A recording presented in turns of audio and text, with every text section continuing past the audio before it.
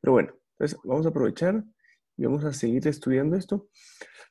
No nos vamos a meter nuevamente a todo el detalle de lo que ya hemos logrado avanzar, pero por lo menos de que el capítulo 1 al 6 básicamente hay mucho enfoque en el creer. De hecho, todo el libro habla de creer, pero de recibir al Señor como nuestro Salvador. Y luego a partir del 7 estamos ya viendo también mucho lo que implica la obediencia, ¿verdad? Que es un tema central que lo vamos a ver en el 8 y el 9 inclusive. Y también un tema que sí es clave y ponernos en contexto es que en el capítulo 5 vimos la curación del paralítico. ¿Se acuerdan? En el estanque de Siloé, donde Jesús sana al paralítico, va al templo y anuncia que fue salvado y demás. Y los fariseos, los gobernantes de ese momento, hay un reclamo por justamente por qué lo está haciendo en día sábado, ¿verdad? Ahora vemos que todo eso es en Jerusalén. Luego hay un como paréntesis en el capítulo 6 y luego retoma en el capítulo 7 a partir de lo que pasó en el capítulo 5 y estamos en la fiesta de los tabernáculos, ¿verdad? Bien importante recordarnos que previamente a esto, Jesús ya les viene hablando, les viene insistiendo de buscarlo a Él. O sea, Él hasta está en pleno evangelio anunciando esas buenas noticias de que en Él hay salvación, de que el Mesías que esperaban es Él, ¿verdad? Luego estudiamos lo que era el tabernáculo, la fiesta de los tabernáculos en sí, y lo cual nos lleva al discurso de hoy, que es bien importante, porque va a hablar de algunos momentos de lo que dijimos la semana pasada.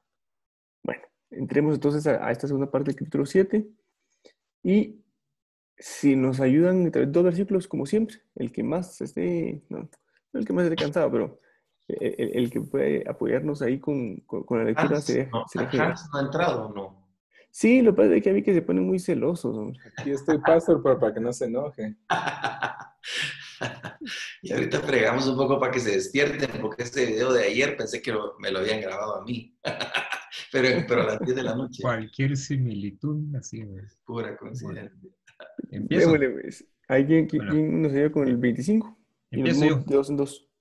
Ok, dice, entonces algunos de Jerusalén decían, ¿no es este al que procuran matar? Y vean, habla en público y no le dicen nada. ¿No será que en verdad los gobernantes reconocen que este es el Cristo? Sin embargo, nosotros sabemos de dónde es este, pero cuando venga el Cristo nadie sabrá de dónde es. Jesús entonces, mientras enseñaba en el templo, exclamó en alta voz, ustedes me conocen y saben de dónde soy. Yo no he venido por decisión propia, pero aquel que me envió es verdadero, a quien ustedes no conocen. Yo lo conozco, porque procedo de él, y él me envió. Procuraban, pues, prender a Jesús, pero nadie le echó mano, porque todavía no había llegado su hora. Pero muchos de la multitud creyeron en él y decían, cuando el Cristo venga, ¿acaso hará más señales que las que éste ha hecho? Los fariseos oyeron a la multitud murmurando estas cosas acerca de él. Entonces los principales sacerdotes y los fariseos enviaron guardias para que lo prendieran. Pero Jesús dijo, por un poco más de tiempo estoy con ustedes.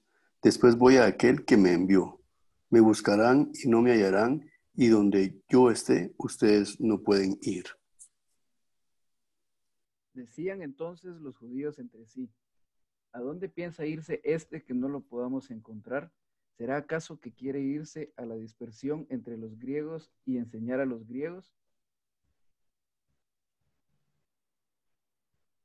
Dale 36, Jerry. ¿Qué quiere decir esto que ha dicho? Me buscarán y no me hallarán. Y donde yo esté, ustedes no podrán ir.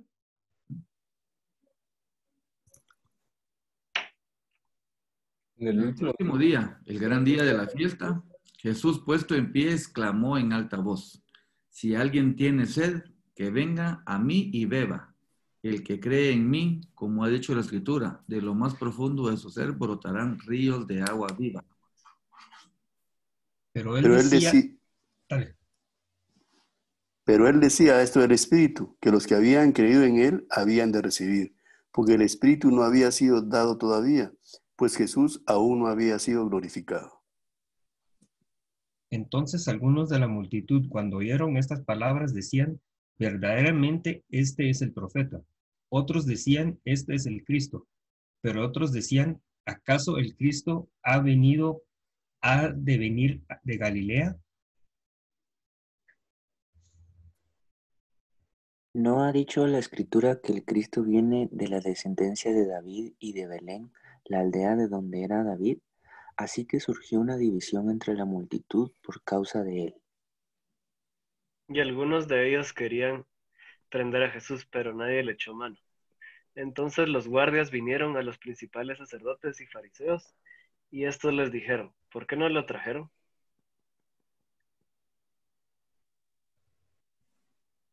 Los guardias le dijeron, jamás hombre alguno ha hablado como este hombre habla. Entonces los fariseos les contestaron, ¿es que también ustedes se han dejado engañar? ¿Acaso ha creído en él alguien de los gobernantes o de los fariseos? Pero esta multitud que no conoce de la ley, maldita es.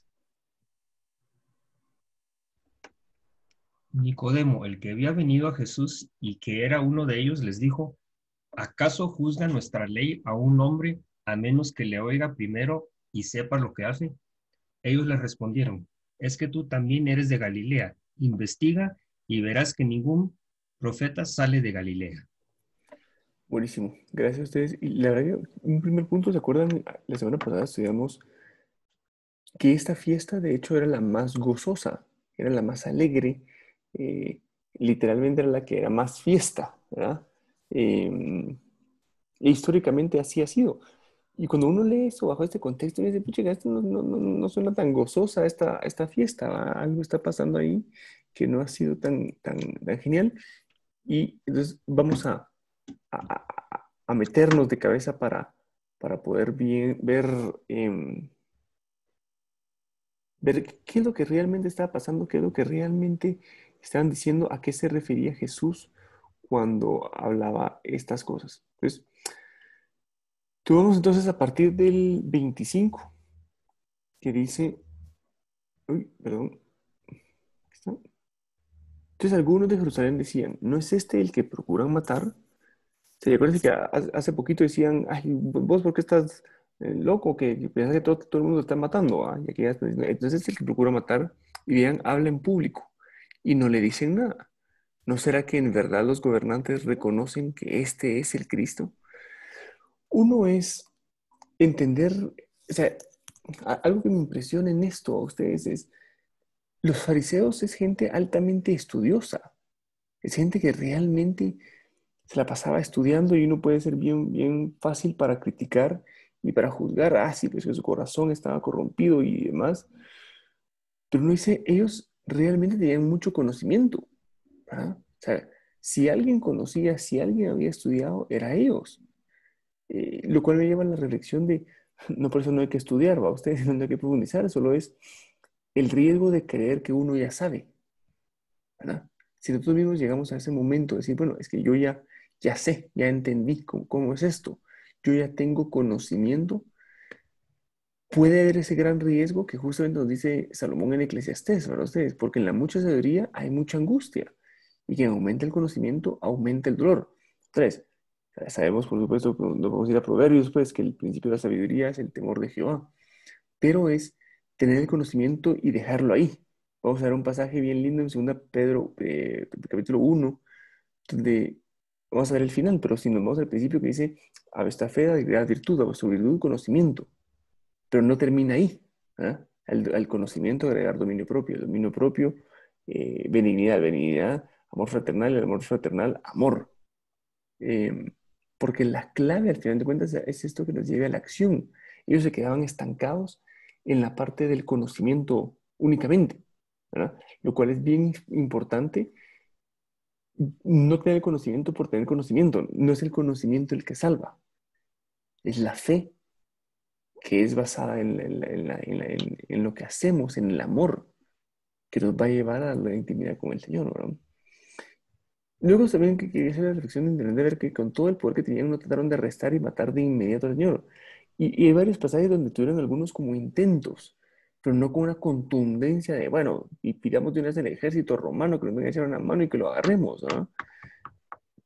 Y lo vamos a ver más adelante, pero dice, todavía no había llegado su hora. Esa parte no es que me abruma, pero sí es tan fuerte, ¿va ustedes? De pensar, o sea, estamos viviendo con gente que realmente tenía mucha autoridad, mucho poder de hacer y deshacer casi a su gusto y antojo. Y cuando dice que no lo lograron, y Juan nos pone porque su hora no había llegado, o sea, con esa fuerza, con ese poder de Dios. Y solo resaltar y enfatizar en eso a ustedes, el control de Dios sobre todas las cosas. O sea, Dios tiene el control, tanto lo bueno como de lo malo. Y me lleva a pensar en Job, a ustedes, cuando llega el diablo y pide permiso a Dios para poder tocarlo, herirlo, y Dios lo concede en varias ocasiones, pero no puedes hacer más de lo que Dios no permitió. Es decir, si hay algún mal que pueda te estar pasando, este hace permitido por Dios. ¿Por qué? Es la pregunta a ustedes. ¿Y para qué? Y esto es bien importante porque eso es esencial dentro de nuestro caminar cristiano y caminar de obediencia. Ciertamente pueden venir cosas muy angustiosas a ustedes. Eh, y eso uno puede no entender. Este fin de semana lo platicábamos con mi familia hasta en el pasaje de Pablo, a ustedes que dice, pues yo he tenido un aguijón, una molestia que se ha mantenido en mí y yo he pedido al Señor que me la quite, mas no me la ha quitado, ¿verdad? O sea, no todo lo que digamos que nos quita nos será quitado, pero sobre todo es ese recordatorio para qué, ¿verdad? Y se acuerdan con Jacob cuando él pelea con el ángel del Señor y al final le queda como dislocada la cadera y se queda un poco cojo, justo en el momento que tiene que ir a pelear con su hermano. Así como dice, pero porque no es lógico, o sea, ¿por qué quisiera? Porque justamente si pues asumo, aquí estoy diciendo tonteras yo en mi propia carne, si él no hubiera tenido ese encuentro y no se le hubiera dislocado la cadera, tal vez hubiera tratado en pelear.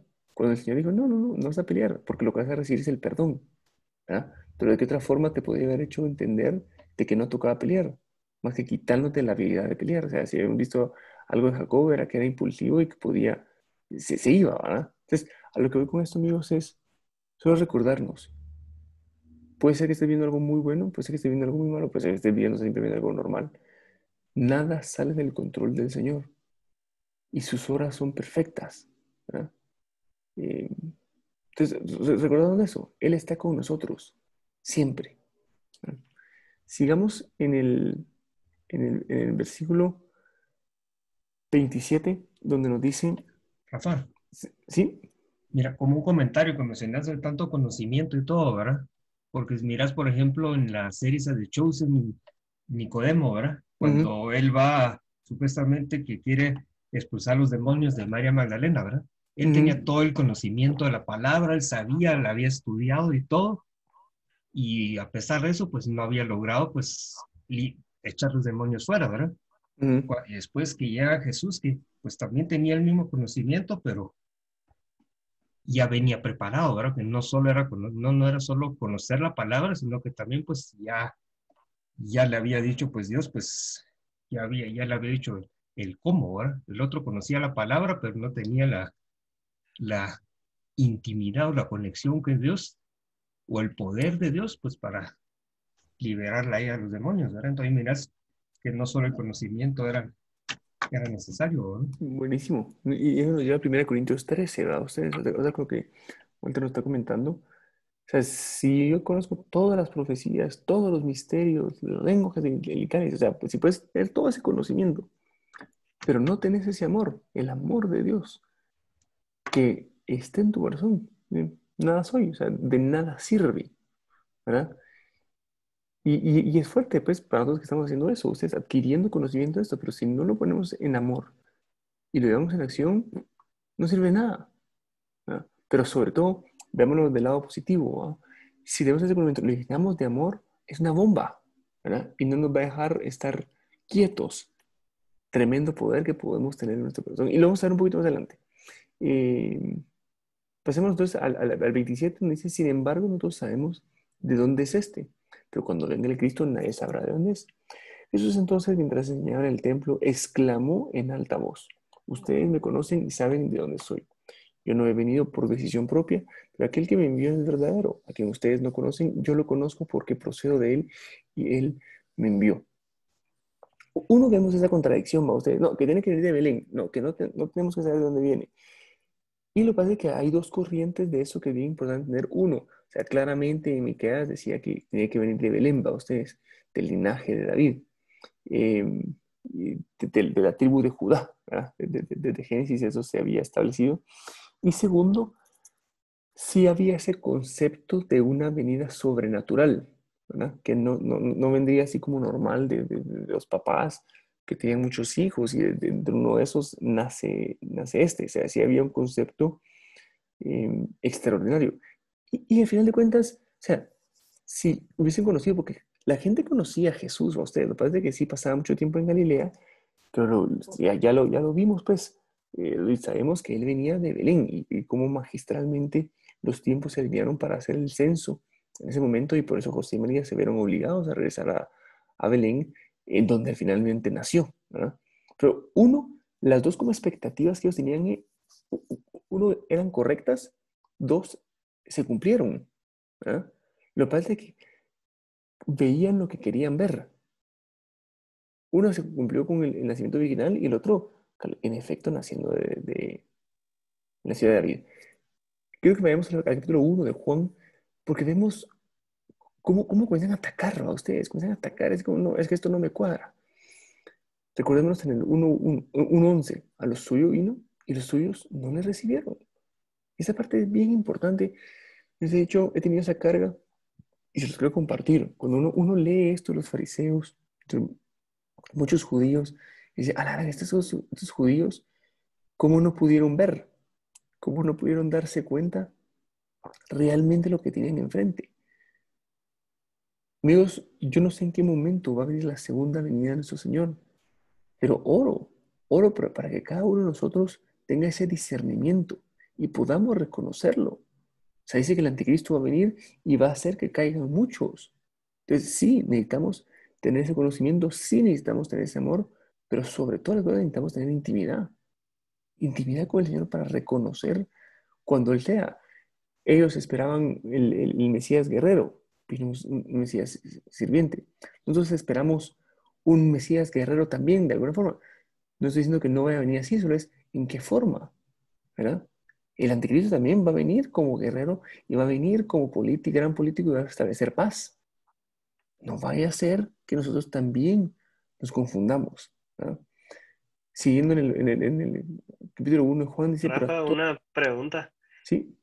Y digamos, ¿no será por eso que también había tanta confusión en ese tiempo? Porque estaban interpretando como lo que iba a pasar después. No la Seguro, primera venida. seguro, y acordémonos lo que pasa ustedes, o sea, nosotros porque como ya lo leímos, ya pasó cierta parte, decimos, sí, o sea, siempre las profecías son más evidentes cuando ya pasaron. ¿Verdad? O sea, uno dice, sí, es que acuérdate que en ese pasaje se dividía en dos, por ejemplo, en el de Isaías, ¿no? Ustedes, o sea, es un solo pasaje, pero Jesús dice, bueno, esta parte ya se cumplió, la primera, la segunda todavía no. Pero uno cuando uno lo lee completo, entonces dice, bueno, es que no se ha cumplido todo. No, pues, porque son dos venidas. O sea, es bien sutil, ¿verdad? Es bien, vamos a decir, se requiere de mucho discernimiento para entender esto a ustedes y tener simplemente ese encuentro, esa intimidad con el Señor. Por eso les digo y les insisto, o sea, cuando vemos para atrás, uno piensa que es evidente, debemos hacia adelante. Asegurémonos de tener esa intimidad, de escuchar su voz, reconocer su voz, conocer tanto a Dios que uno ya sabe qué es de Él y qué es del diablo, ¿verdad? Porque a veces, amigos, no es tan evidente. El diablo mismo se viste como ángel de luz. Dale, Javier. No, qué interesante lo que hablabas de cómo no lo reconocieron, porque en esa época del periodo intertestamentario, ellos habían tenido una guerra, habían estado en luchas, en contiendas, y ellos esperaban cabal lo que vos decís, ¿va? Al guerrero, ¿va? Y cuando se dieron cuenta de Jesús, es súper increíble, ¿va? Porque tal vez remontada a nuestra época, nosotros estamos acostumbrados a presidentes o a reyes, cosas así, y súper interesante, pues tal vez nos pase lo mismo. Primero Dios no, pero tal vez nos pase lo mismo de que, puchis, o sea, nosotros ya tenemos puestos como de tal vez cómo va a ser, o ya tenemos como la idea, pero capaz ven a hacer algo que nos dé la vuelta de 180. Cabal. Y acuérdense que Él nos va a llamar. Yo les decía algo que el Señor me compartía. O sea, cuando Él venga, dice que Él nos va a llamar por nombres. Por eso que nos vamos a ir en el rapto. La pregunta es quién va a escuchar, ¿verdad? Porque hay gente que no va a tener ese discernimiento. Pero sigamos en esto. O sea, solo la esperanza del versículo 12 del capítulo 1 es clara. Dice, pero a todos los que lo recibieron, o sea, recibirlo dentro, les dio el derecho de llegar a ser hijos de Dios. Es decir, a los que creen en su nombre, que no nacieron de sangre, ni de la voluntad de la carne, ni de la voluntad del hombre, sino de Dios. Y acá vemos, o sea, el Señor cuando está siendo confrontado con este mismo evangelio que es de Él, ¿verdad? Que Él dice, mucha, yo soy, o sea, yo soy ese. Y dice, no, no, vos no sos porque acá se dice esto, dice aquello, y no se dan cuenta que lo mismo que están diciendo se está cumpliendo. Pero solo quiero llevarlos a dos pasajes que creo que es importante cuando se nos pide ese tema de compartir nuestra fe. Uno lo vemos 1 Pedro 3:15, dice, estando ustedes siempre preparados para presentar defensa ante todo el que les demande razón de la esperanza que hay en ustedes, pero háganlo con mansedumbre y reverencia. Y seguramente han escuchado este pasaje a ustedes, que es presentar esa defensa. Pero también Judas 3 dice, he sentido la necesidad de exhibirles exhortándolos de luchar ardientemente por la fe que de una vez para siempre fue entregada a los santos. O sea, tener ese balance entre esos dos versículos, entre saber cuándo pelear, cuándo ser manso, cuándo tener ese discernimiento del Señor de actuar en amor, actuar un poco con verdad y mantener siempre ese balance entre el amor y la verdad, entre la misericordia y la justicia. ¿Verdad ustedes? No podemos ser solo amor, obviando la verdad. No podemos ser solo verdad, obviando el amor. El Señor me está hablando mucho estos últimos días ya entendí ahora lo de ser la luz y sal del mundo. La luz hace esa referencia a esa misericordia, esa gracia, ese amor. Y la sal, o sea, ¿qué pasa cuando ustedes tienen una herida y le echan sal? Uno, sí te va a desinfectar, sí te va a sanar. Lo que pasa es que te va a arder. Te va a arder, como dicen en el buen chapín, hasta la madre, porque realmente arde. Pero es ese balance, ¿va ustedes? Es ese balance entre dar esa luz y dar esa sal. Y es lo que tenemos que llevar, es lo que tenemos que llevar continuamente a ustedes, a todos lados que vayamos, estando en el hospital, estando en la oficina, estando en la casa, es hablar del Señor, ser esa luz. ¿Cuánto vemos en las redes? ¿Cuánta porquería por todos lados? Es estar hablando de Él, ustedes somos embajadores, somos misioneros de Él. Acuérdenos, estamos bajo el contexto del capítulo de la obediencia. Eh, Mateo se enfocó en el linaje de David, ¿sí? No vamos a dar los linajes porque es un poco tanto largo, pero en el Evangelio de Mateo se enfoca en el linaje de David, o sea, él enfatiza de que él viene de David. Lucas se enfoca en el linaje humano, ¿verdad? Y que lleva de pasada bajo la tribu de Judá. Y Juan en el linaje divino, ¿sí? Porque es lo que nos está diciendo Jesús. O sea, acá Jesús no le dijo, mira, muchacho, no me les recuerdo que pues, fue un nacimiento virginal, se hablamos del ángel Gabriel, vino con mi mamá y además, acuérdense que mi mamá y mi papá vienen del linaje de David y yo nací en Belén, yo tengo la tribu. O sea, Jesús pudo haberles dado su linaje, pero les da uno más fuerte aún. Dicen, yo no he vivido por decisión propia, pero aquel que me envió es verdadero, a quien ustedes no conocen. Yo procedo de él y él me envió. O sea, lo que Juan nos resalta, lo que está diciendo Jesús es, ok, vino el linaje de David, vino el linaje humano, pero sobre todo, vino el linaje divino. En el principio existía el verbo estaba con Dios y el verbo era Dios. Él estaba en el principio con Dios. Entonces, cuando dicen, ¿cuántas genealogías de Jesús en la Biblia? Realmente hay tres. La de Mateo, la de Lucas y la de Juan, que es la más como directa del Señor. Y vemos esa contundencia y falta de duda en la identidad y misión de Jesús que él mismo tiene a ustedes. Sí, yo sé lo que vine, pues yo sé de dónde vengo y sé a dónde voy. Y eso lo repetía él en ocasiones. Y la pregunta, amigos, es, ¿sabes tú de dónde venís y sabes a dónde vas? ¿Sabes quién es el que te envió? Porque si sabes quién es el que te envió, sabes lo que hay que hacer. Porque a veces nos perdemos en lo que hay que hacer, ¿verdad? En la acción que hay que tomar. Sigamos en el versículo 30. Procuraban pues prender a Jesús, pero nadie le echó mano porque todavía no había llegado su hora. Pues muchos de la multitud creyeron en él y decían, cuando el Cristo venga, ¿acaso hará más señales en las que éste ha hecho? Pablo nos dice en Gálatas, pero cuando vino la plenitud del tiempo, cuando vino el momento exacto, cuando vino, o sea, cabal, o sea, no vino ni un día después, ni un día antes, o sea, vino en el momento exacto. Dios envió a su Hijo, nacido de mujer, nacido bajo la ley, a fin de que redimieran a los que estaban bajo la ley para que recibiéramos la adopción de los hijos, de hijos. Así con esa exactitud que vino Jesús, vino cada uno de nosotros. El Señor nos mandó por una razón a este tiempo de COVID. ¿Ah? ¿Por qué nos tocó vivir nosotros? Porque era necesario que lo vivieras. Eso no se pelea con Dios porque es que en este tiempo lo que pasado, no sé qué, fuiste enviado para esto. Fuiste enviado con un motivo más fuerte de lo que puedes pensar. Amigos, es tan importante poder tener eso en mente y decir, ok, nada sale del control de Dios, ni mi tiempo, ni los tiempos que estoy viviendo. Es alinearnos a Él para entender a qué es lo que Él nos ha mandado. Seguimos seguimos en el 32. Los fariseos oyeron a la multitud murmurando estas cosas acerca de Él. Todos los principales sacerdotes y los fariseos enviaron guardias para que lo prendieran. Pero Jesús dijo, por un poco más de tiempo estoy con ustedes, después voy a aquel que me envió. Me buscarán y no me hallarán. Y donde yo esté, ustedes no pueden ir. Decían entre los judíos entre sí, ¿a dónde piensa irse este? Que no lo podemos encontrar. ¿Será acaso que quieren irse a la dispersión de entre los griegos y enseñar a los griegos? Quiere decir esto que ha dicho, me buscarán y no me hallarán, y donde yo esté, ustedes no podrán ir. Uno, vemos que se evidencia la temporalidad en su misión en la tierra y que está próxima a terminar. O sea, la hora está cerca a ustedes. ¿Recuerdan conocer este pasaje? Y dejarles también eso para esta segunda venida a ustedes.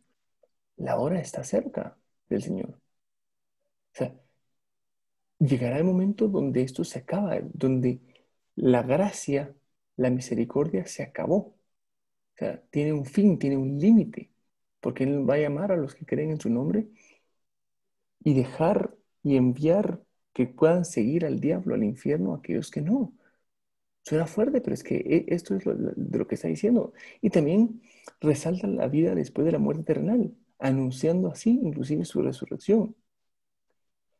Imagínense qué gran miseria en el infierno. O sea, ¿se acuerdan la historia de Lázaro y el rico? ¿Verdad? Que Jesús comentaba que el rico dice que había una llamita que continuamente lo atormentaba, mas él podía ver. O sea, él podía ver de que había un camino. Decía, mira, pero déjame decirle a mis familiares lo que realmente es.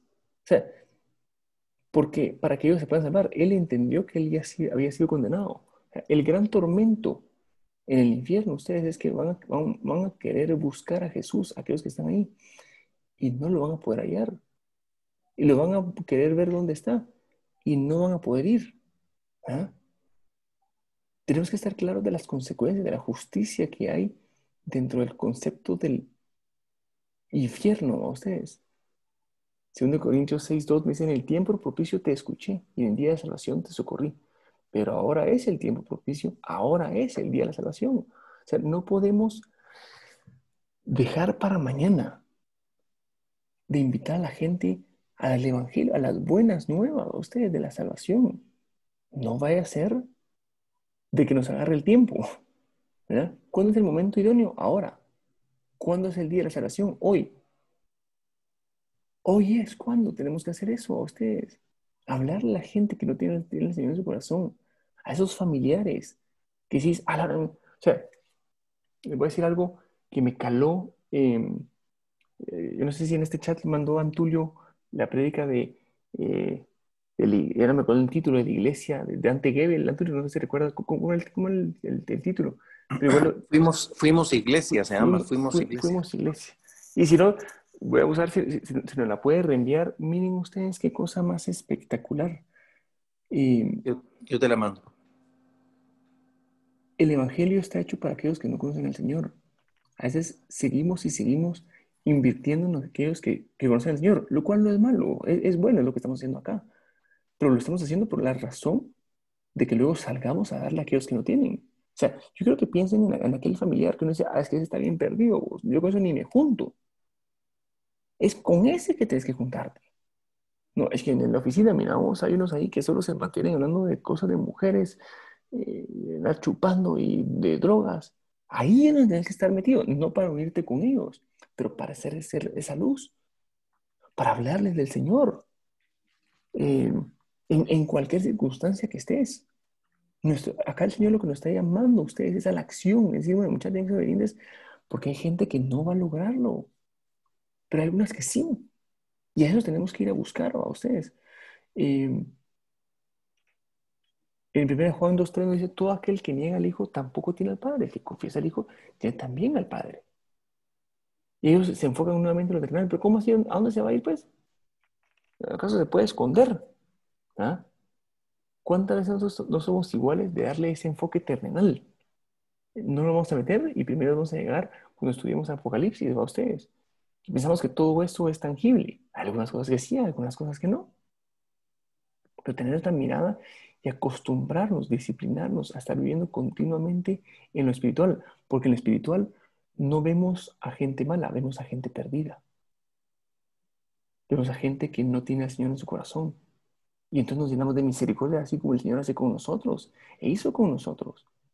Le hablamos con Antulio este fin de semana. Al que mucho le fue perdonado, mucho ama. ¿Cuánto nos fue perdonado cada uno de nosotros? Cada quien tiene su historia. Pero de lo que estoy convencido es que mucho nos fue perdonado a cada uno de nosotros. ¿Cuánto amor tenemos que llevar entonces para llevar el Evangelio? No olvidemos esas advertencias que nos hace Jesús. Esto también para nosotros, a ustedes. Llegará el momento. Por un poco más de tiempo estoy con ustedes.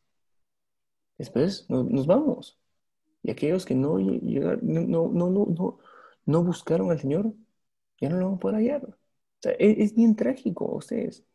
Es bien trágico. O sea, es bien seria la consecuencia a los que no están con el Señor y es excepcional la consecuencia de aquellos que sí lo tienen. O sea, es bien drástico. Es realmente, literalmente, pasar del infierno al cielo. ¿Ah? No podemos quedarnos con este privilegio. Y vamos a profundizar ahorita cuando hable del agua. En el último, el gran día de la fiesta. Ya tenemos que enfatizar en esto, para los que no estuvieron la semana pasada, en la fiesta de los tabernáculos es una fiesta de 7 más un día, o sea, 8, porque es una semana más el octavo, que es el día de reposo, donde se acuerdan que lo que hablábamos era que el sacerdote lo que iba era al estanque de Siloé, agarraba agua, iban cantando, adorando al Señor y traían esa agua al templo y la ponían sobre el altar. O sea, entregaban esa agua al altar porque esa agua era el agua de la salvación. Era un símbolo de salvación, así como fue en el desierto con las rocas, cuando Moisés sacó el agua de las rocas que le sirvió para salvación.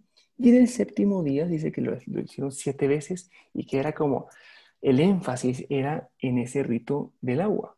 Entonces, en ese día, en el gran día de la fiesta, Jesús puesto en pie, hay algunos que dicen, o sea, definitivamente él estaba en la corte de los gentiles, de las mujeres, ¿verdad? Que era donde se hacía este rito.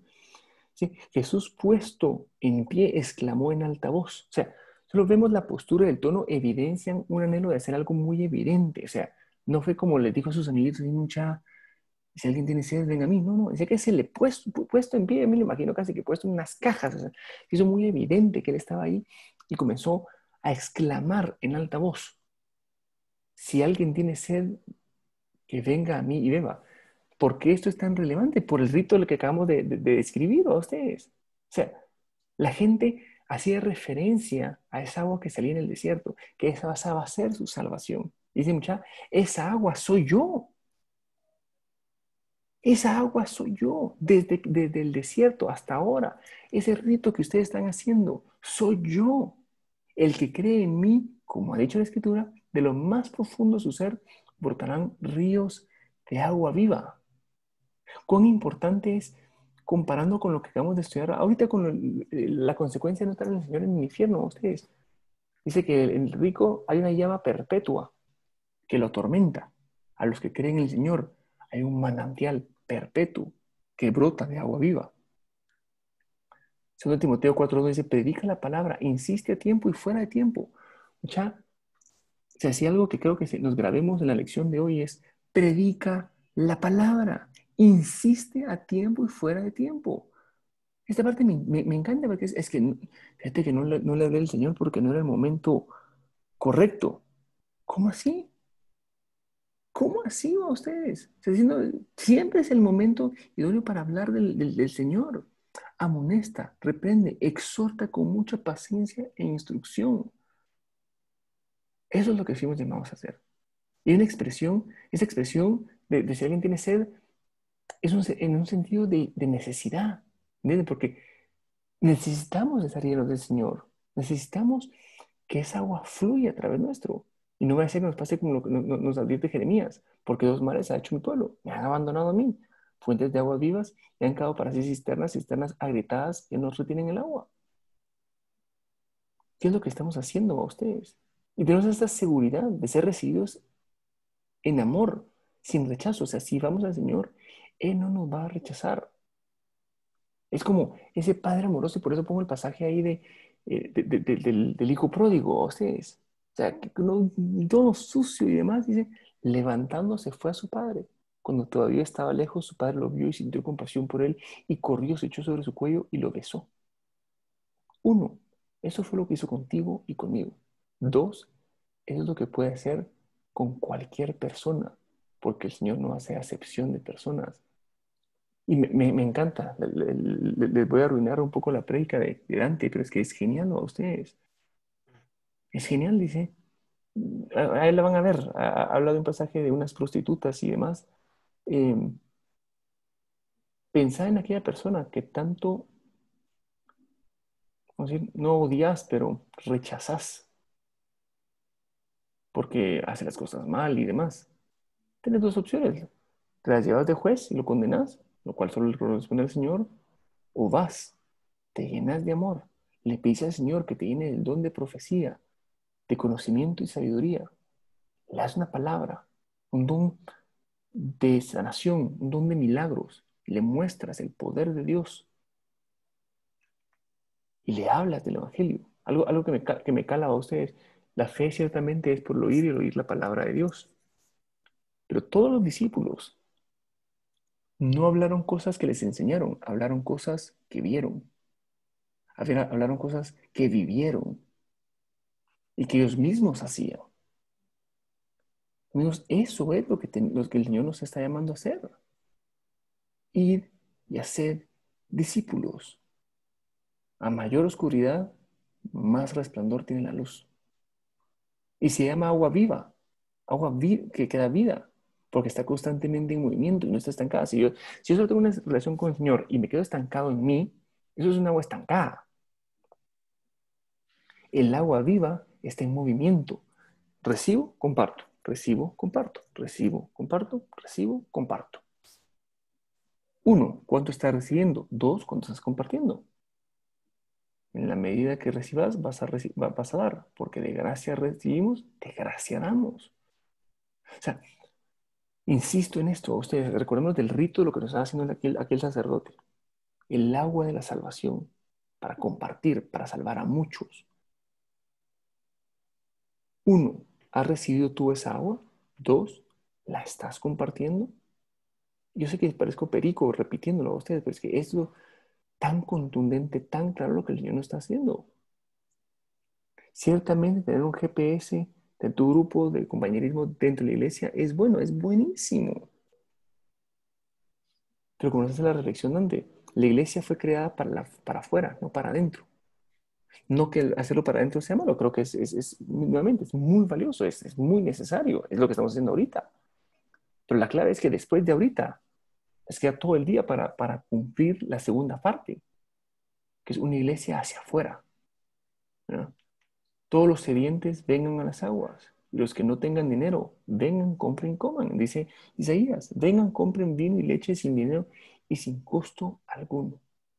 En este mismo pasaje quiero no entrar al detalle porque no se volvería extremadamente largo. Acordémonos, en ese estudio el objetivo no es hacerlo exhaustivo, es darles más hambre para que ustedes mismos puedan estudiar y llevarnos a esa revelación que nos vive. Pero hay un pasaje de Ezequiel de 47 al 1, del 47 del 1 al 2 y Zacarías del 14 al 20, que es interesante estudiarlo. Les pongo aquí un mini resumen para ustedes, pero en el 1 describe la figura del templo donde pasa un río. Ezequiel tiene una visión de un templo que al final de cuentas ese templo es Cristo.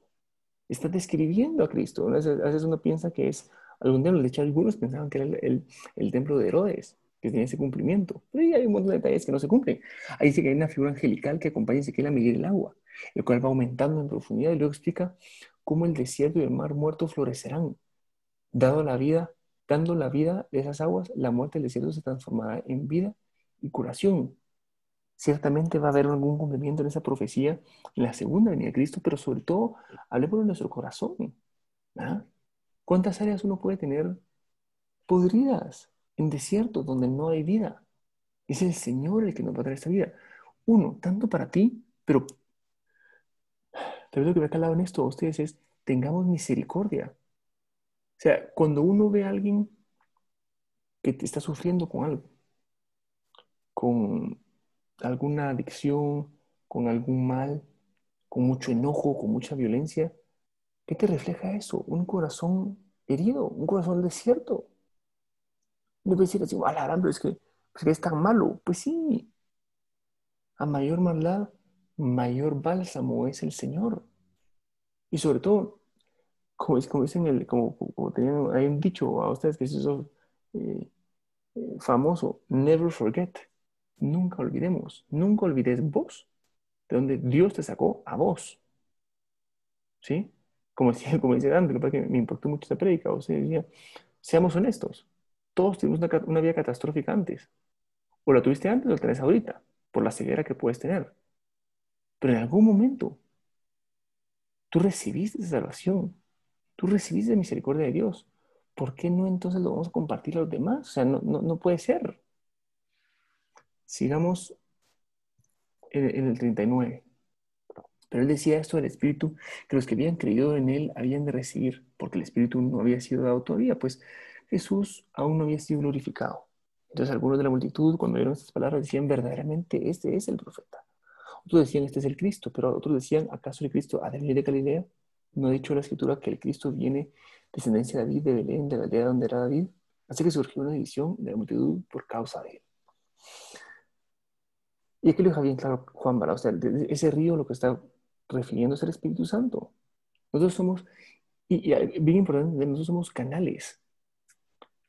El manantial es el Espíritu Santo. O sea, yo no genero agua por mí mismo, yo no genero amor por mis fuerzas. Yo no puedo pretender llevar el Evangelio en mis fuerzas, porque el Evangelio es Cristo. Yo me tengo que anclar a esa fuente de vida.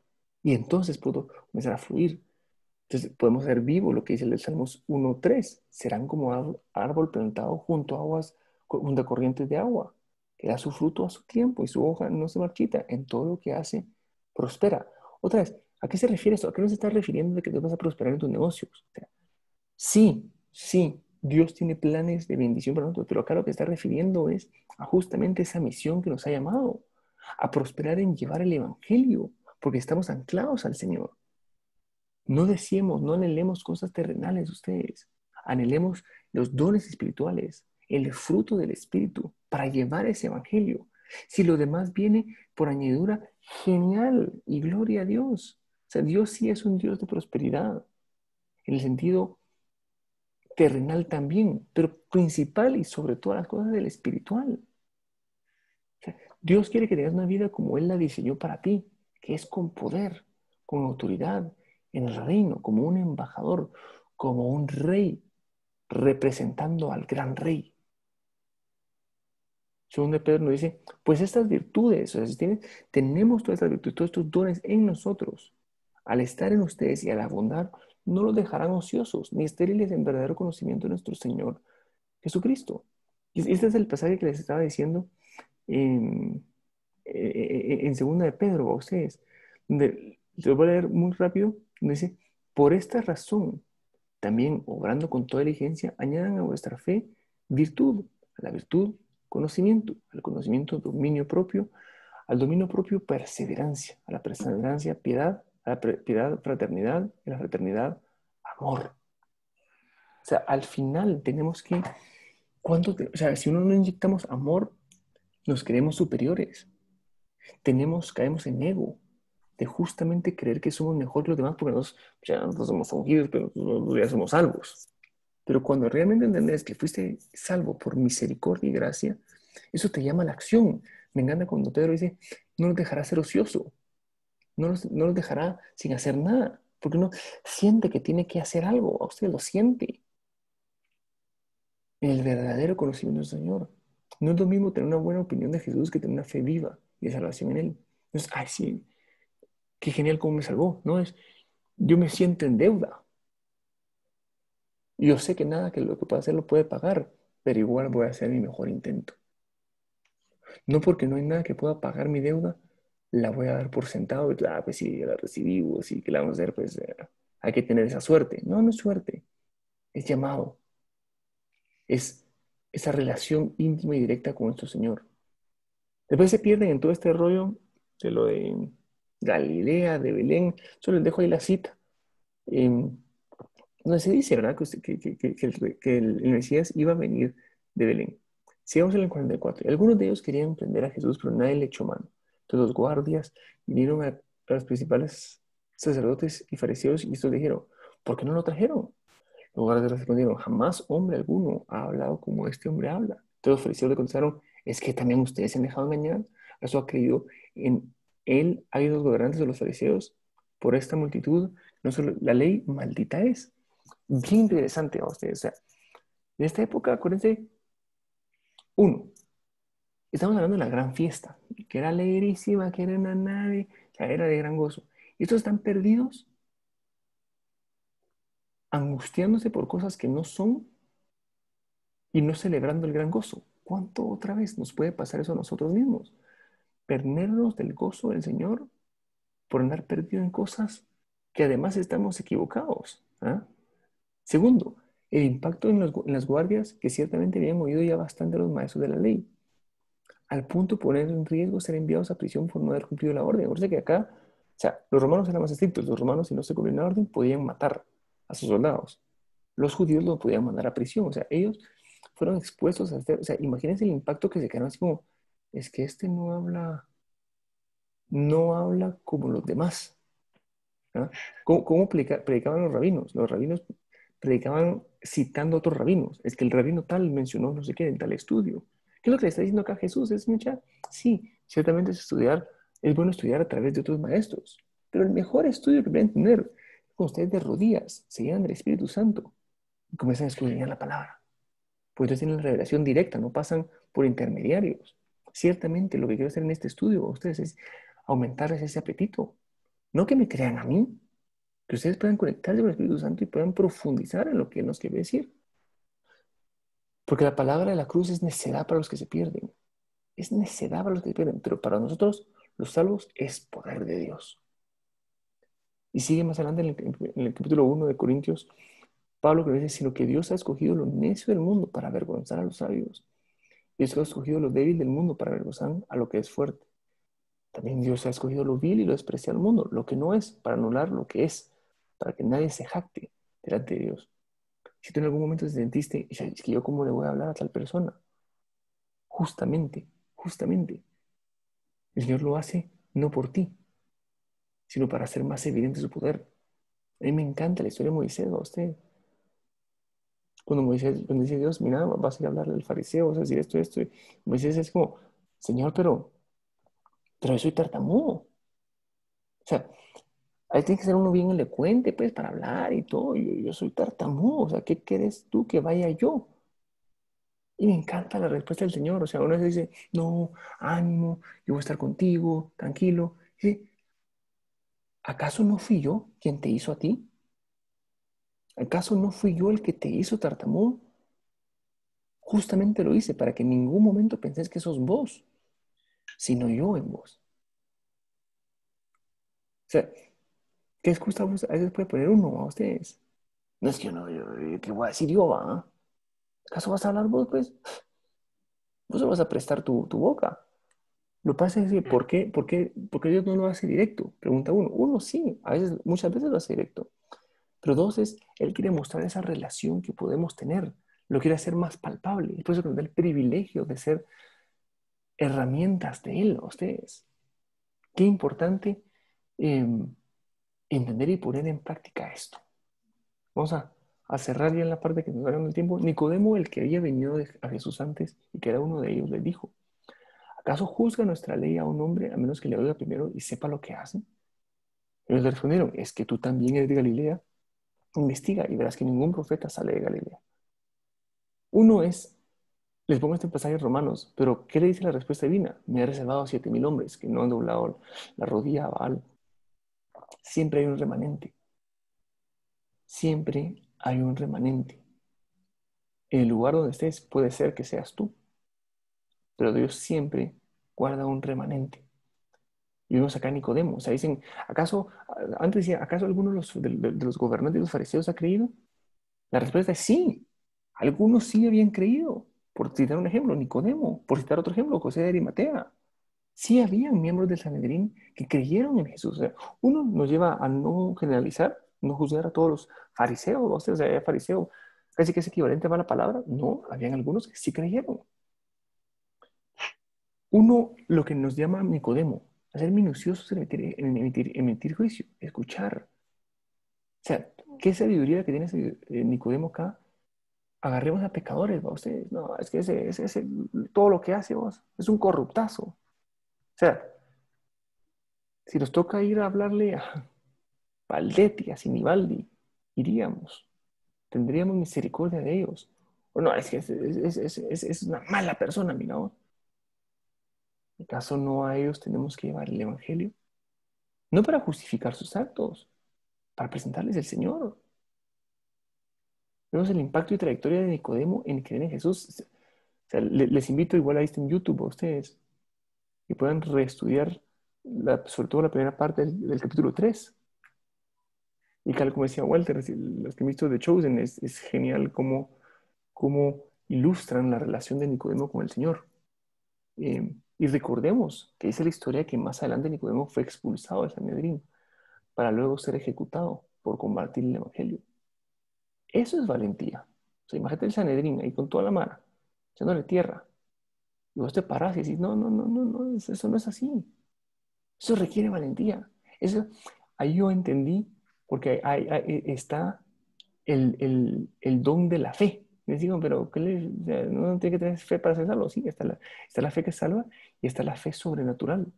Eso es tener fe sobrenatural. Levantarte, tener esa valentía y hablar con fe del Evangelio que el Señor nos dio a ustedes. Por último, dice que no hubo ningún profeta de Galilea. Uno, no es cierto. Sí, hay un profeta de Galilea. Por supuesto, lo tienen puesto, pues, pero no sé si alguno de ustedes sabía que Jonás viene de Galilea. Y yo les dejé el pasaje, Gad-Efer, que es una ciudad de Galilea, que es donde viene Jonás. No sé si, no tengo ni idea por qué no lo pudieron en cuenta. O sea, Jonás fue enviado por Dios a predicar a los gentiles. ¿Sí? Que es hasta curioso que Nicodemo eche así, ¿cómo que no ha salido profeta de Galilea? Sí, ha salido profeta de Galilea. Ha salido Jonás. De hecho, algunos creen también de que Oseas venía de Galilea. Hay algunas discusiones, pero del que no hay duda es de Jonás. Entonces, independientemente de eso, uno vemos que decían un montón de cosas que no eran ciertas, eran incongruentes. Déjenme hacerles esa reflexión. ¿Cuántas veces no nos pasa eso a nosotros también? Que tomamos la palabra de Dios, que agarramos versículos fuera de contexto para adaptarlos a nuestra realidad, adaptarlos a nuestra manera de ver las cosas. ¿Ah? Si este pasaje me gusta porque entonces casualmente encaja con lo que quiero vivir, con lo que quiero hacer. No podemos manipular la palabra de Dios así. Tenemos que simplemente estar anclados a Él, tener esa comunión con Él, vivirlo y y amarlo y adorarlo a ustedes. Entonces, me gasté unos minutos de más, pero lo que pasa es que empezamos un poquito tarde por la grabación. Entonces, vamos a dar permiso de eso a ustedes, pero ¿cuál es la lección de hoy? Tenemos que ser esos canales, anclarlos al manantial y que realmente broten esa agua viva, esa agua en movimiento para llevarla al mundo que tiene tanta sed. Qué tan seco, qué tan dañado puede estar el corazón de mucha gente, que por eso hacen lo que hacen, por eso se permiten hacer cosas que son evidentemente malas, pero que tanto en su corazón necesita al Señor. Cuánto en amor, cuánto tenemos que pedirle al Señor esa sabiduría, ese conocimiento, esa profecía para hablar de Él. Oremos. Padre Celestial, te damos gracias por este día, Señor, este tiempo que tú nos permites tener. Te damos gracias, Jesús, porque tú nos llevas, Señor, de gloria en gloria. Sabemos que el caminar del justo es como la luz de la aurora que va en aumento hasta que el día es perfecto. Padre, te pedimos que tú nos permitas hablar con denuedo, con verdad. Que seas tú el que ponga las palabras en medio de nuestra boca, Señor. Y llevar estas buenas nuevas, Señor. Este evangelio. Que eres tú, Señor. Que no te aferraste al ser igual a Dios como algo de que, Señor, de no desprenderte, sino que te desprendiste, te hiciste siervo, Señor. Te limitaste a ser un humano. Y siendo humano te hiciste siervo, Señor. Y siervo hasta la muerte y muerte de cruz por amor a nosotros. Pero la cruz no te pudo contener, Señor. La muerte no te pudo resistir, sino que resucitaste. Te apareciste, Señor, a muchas personas. Y luego, Señor, ascendiste donde estás a la diestra del Padre. Ayúdanos, Señor, a vivir contando, Señor, la mejor historia de todas. Lo mejor, Señor, que podemos dar de a ti en nuestra vida entera, Señor. Te entregamos nuestra mente, nuestra boca, nuestros oídos, con nuestros sentidos, Señor, porque tuyo es. Te amamos, Señor, te adoramos, te entregamos todo lo que somos. En nombre de Jesús. Amén y amén. Gracias, Rafa. Gracias, amigos, a todos. Qué privilegio estar con ustedes y compartir este tiempo juntos. Ya les mandé la prédica de Dante Gebel, Rafa, que me hablaste, la que mencionaste. Ahí la tienen ya, por si la pueden oír. Es un bombazo en todas las formas posibles. Muy ad hoc al tema de hoy. Así que gracias por tu tiempo, Rafa, por tu preparación, tu cariño a la obra y a los amigos aquí presentes. Dios los bendiga, muchachos. Tengan un extraordinario jueves de hombres.